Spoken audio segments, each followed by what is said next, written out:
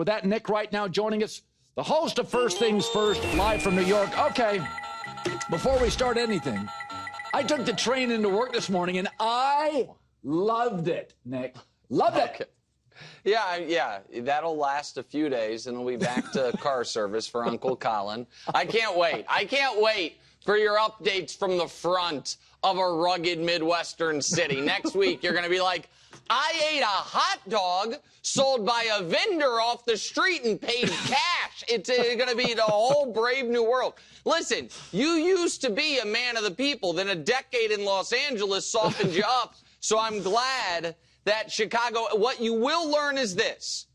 As a Midwestern kid myself, you now have the benefit of the single best time zone to be a sports fan. Yes. So where 10 a.m.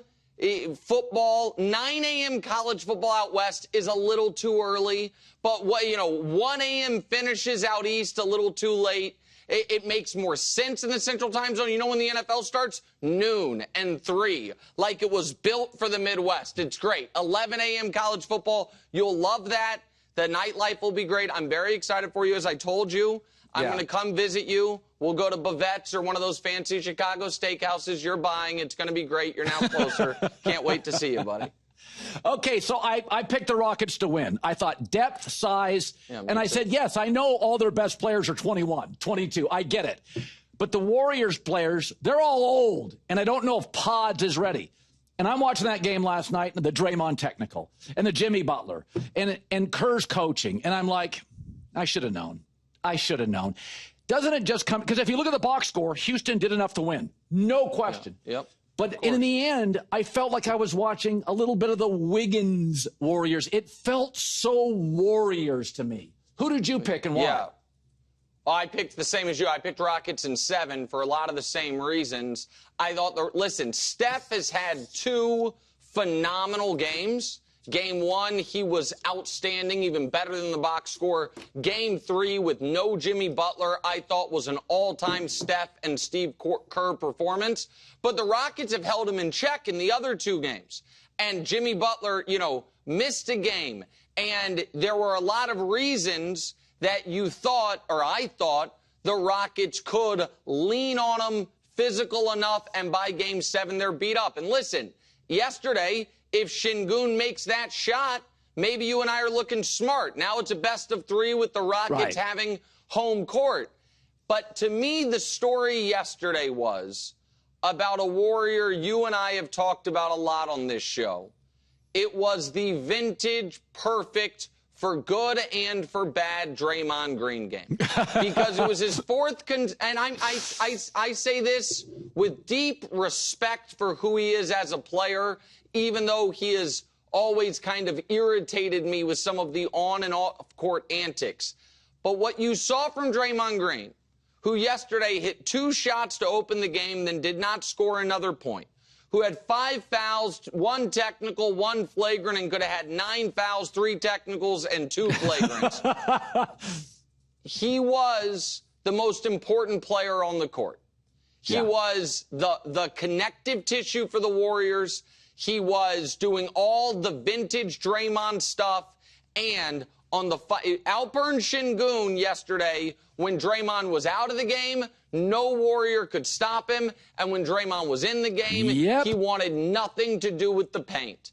And so when Draymond goes into the Hall of Fame as a first ballot guy, this game is a perfect example why. It was his 4th straight triple single. None of the stats are impressive. He's barking, he's yelling, he's irritating, he's almost fighting, and he is helping the Warriors win unlike any player other than Steph Curry in this era.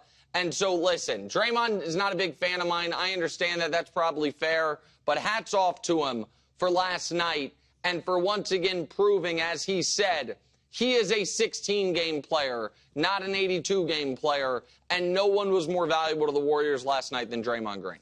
So I think the Lakers are in big trouble for a lot of reasons, and people send messages. J.J. Redick sent a message to Rob Pelinka, which is fix the roster. But I say this, They didn't play again until like Wednesday. So I know JJ thought, I'm going to empty the tank. We're not playing until Wednesday. But come on. If LeBron was in year 12 and not 22, if Luka would have come into the season in shape, I thought it was a calculated risk you didn't necessarily need to take because Minnesota's deeper and Julius Randle's playing out of his mind finally in the playoffs. I didn't love the coaching decision. What did you think about it?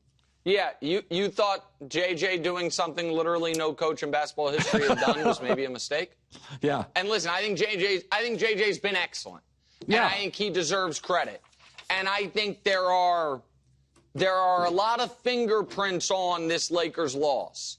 I think that a smart point that was made by, I think, Silver Screen and Roll, one of the Lakers blogs, I apologize if I'm misattributing it, was that the original fingerprint on this loss was the front office's passivity before they got Luka Doncic in the last couple years of LeBron and Anthony Davis and not treating it like it was a championship roster that needed championship role players. And you saw the atrophy of that in this. Some of the fingerprints on this loss is the Lakers or JJ, I should say, it's not so much about LeBron and Luka playing the whole second half. There's a lot of playoff games where you're two stars, even if one's a little overweight and the other's 70,000 minutes in at 40 years old, play the whole second half.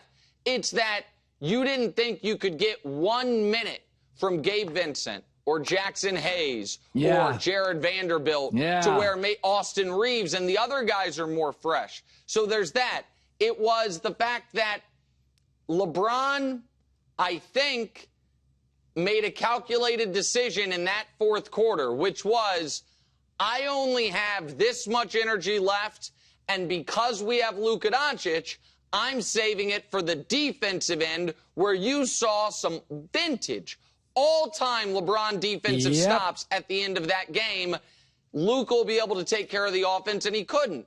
LeBron himself, a minute left, ball in his hands, up 2, takes a tough 3 instead of, using whatever energy he had to get to the basket. All of that conspired to put a Lakers team that has no business being down 3-1. And, Colin, do I think they have a chance to win this series? I do. But do I think it actually really matters at this point? I don't. And that's for 2 reasons. One is because this thing, their best case scenario is it goes 7. What that means, Colin, is starting tomorrow until they are eliminated, they are every other day the rest of the playoffs until the finals if you were to get there. But it is literally on the Lakers' schedule in the month of May, it is 15 games in 30 days if they were to get that opportunity. You see they don't have the depth of the roster to handle that. They needed this series to be quick. They needed the LeBron 38-point masterpiece on Friday to be enough, and they needed that game, a double-digit lead in the fourth quarter on Sunday to be enough. Neither was, and now they're up against it, and even if they get through it, all that means is they're going to be dog-tired going into round 2. I want to talk Shedeur Sanders because it really got people worked up. And I've most of my contacts are in the NFL, so most of my people just said, listen, Dion is popular. He's worked at major networks. Peter Schrager mentioned this as well. Nobody wanted to tell Dion the truth, like your son's not interviewing well, and maybe he's not as good as you think, whatever. Dan Marino slid. Aaron Rodgers slid. Johnny Manziel, half the teams took him off their board.